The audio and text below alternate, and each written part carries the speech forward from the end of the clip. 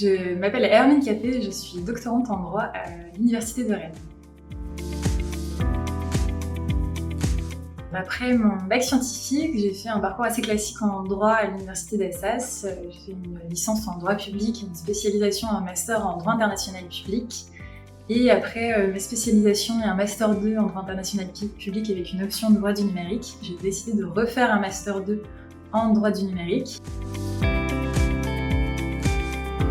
Moi, ce qui m'avait beaucoup plu lors de mon master 2, c'était mon sujet de mémoire sur la cyber-résilience, le droit de la cyber-résilience, et j'avais un petit peu envie de creuser ce sujet.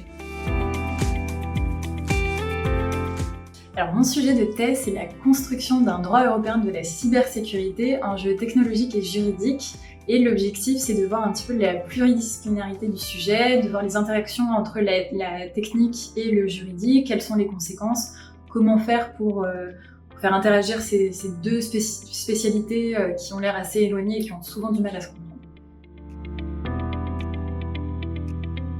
Ce qui me plaît le plus dans mon sujet et au niveau du doctorat, c'est la pluridisciplinarité. En fait. C'est le fait qu'on s'intéresse à un domaine qui est extrêmement technique, avec ses propres codes, ses propres langues, et de voir un petit peu les conséquences juridiques de cette technique en fait. C'est voir les interactions aussi bien technologiques que juridiques et de pouvoir dialoguer avec des professionnels qui vont être spécialisés en cybersécurité, des juristes qui vont aussi avoir une spécialité au niveau du numérique et une appréhension un petit peu des enjeux plus généraux. C'est l'idée de comprendre un petit peu quels droits fondamentaux peuvent être impactés par la cybersécurité, comment on peut trouver des solutions vis-à-vis de problématiques de cybersécurité sans entraver non plus l'innovation. Je crois que c'est ce qui me plaît le plus dans le sujet. Alors, ma directrice de thèse s'appelle Brunsen Bertrand, qui est professeure des universités, et j'ai fait ma thèse au sein du laboratoire IOD, donc Institut de l'Ouest, Droit et Europe, à l'Université de Rennes, au sein de l'axe intégration européenne avec une spécialisation numérique, donc c'est une spécialisation un petit peu axée sur l'intégration européenne et le droit du numérique.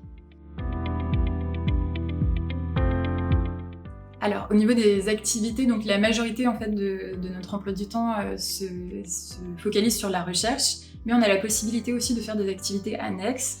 Donc il va y avoir des enseignements, des rédactions d'articles, des participations à des conférences. Moi, au niveau de la première année, j'ai majoritairement fait des enseignements et je me suis rendue aussi dans des lycées afin de partager un petit peu ce que c'était que la recherche en droit du numérique, ce que c'était qu'être une femme dans la cybersécurité. Et au niveau des conférences, par exemple, on peut participer à des conférences, que ce soit au niveau de notre laboratoire ou de notre université. Moi, je me suis aussi rendue à des universités de printemps, comme celle de la Cyber School. Et là, d'ici 2 semaines, je vais partir en Tchéquie, à l'université de Brno, afin de participer à une conférence sur la cybersécurité et le droit. Quand je suis arrivée, en observant un petit peu les doctorants qui étaient un peu plus avancés, je pense que chacun a sa manière de voir le doctorat. Il y en a qui ont plus subi certaines choses que d'autres, il y en a qui étaient très épanouis et qui sont très heureux d'avoir fait cette expérience. Moi, d'une manière générale, j'ai pas l'impression de sacrifier ma vie privée, je fais du sport, je vois toujours des amis. Alors, au niveau des candidatures pour la thèse, donc moi j'avais passé un post LinkedIn de ma directrice qui cherchait un ou une doctorante en droit de la cybersécurité et qui a amené en fait à envoyer un CV avec une lettre de motivation, ce que j'ai fait. Et s'en est suivi 2 entretiens, c'était en visio à l'époque, où on pouvait parler un petit peu de ma motivation, de mon envie de faire une thèse, de la possibilité ou non d'emménager à Rennes. C'est pas une obligation, on peut faire la thèse en télétravail, mais moi j'avais particulièrement envie de venir à Rennes. Et on a parlé aussi du fait que c'était un contrat doctoral. Donc un contrat doctoral, ça permet de financer la recherche en thèse. Ce contrat doctoral était financé par l'ANR au sein d'un projet PIA-EUR Cyber School. Donc l'objectif, c'était d'encourager la recherche en droit de la cybersécurité et de contribuer en fait à cette recherche. Mais je sais qu'il existe différentes manières de financer une thèse, que ce soit au niveau... Donc il y a toujours le financement personnel, ce qui est très peu conseillé, mais il y a d'autres méthodes. Donc il y a le contrat doctoral où on devient étudiant salarié au sein de la faculté. On a aussi des financements d'organismes de recherche comme l'ANR et des thèses CIFRE ou COFRA. Donc CIFRE, c'est avec l'entreprise, COFRA, c'est avec une administration.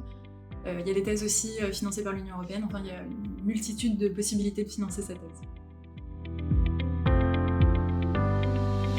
Je pense que d'une manière générale, tout le monde sera unanime pour dire qu'il faut de la curiosité. Moi, j'ai 2 pistes, à la fois la carrière universitaire, parce qu'avant d'arriver en thèse, j'avais parlé et j'avais jamais eu l'occasion de l'imaginer en fait. Donc je me laisse cette piste ouverte, ou éventuellement avocate.